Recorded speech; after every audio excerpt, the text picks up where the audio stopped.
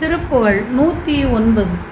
அருத்தி வாழ்வோடு தனகிய மனைவியும் உறவோரும் அடுத்த பேர்களும் இதமுறு மகவொடு வளநாடும் தரித்த ஊரும் மெய் என மன நினைவது நினையாது உந்தனை பராவியும் வழிபடு தொழில் அது தருவாயே.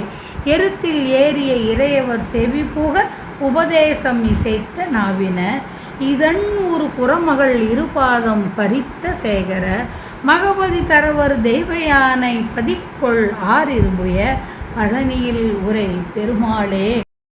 உந்தனை பராவியும் வழிபடு தொழில் அது தருவாயே.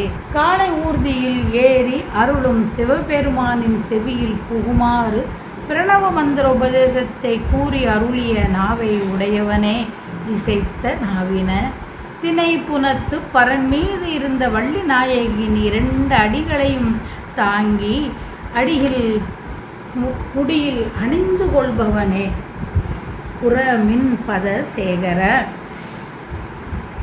வேள்வியின் தலைவனான இந்திரன் செய்த தவத்தால் பெறப்பட்ட தெய்வயானையின் கணவனாக கொண்ட 12 தோள்களை உடையவனே மகபதி தரவரு தெய்வயானை பதிக்கொள் ஆறிருபுய.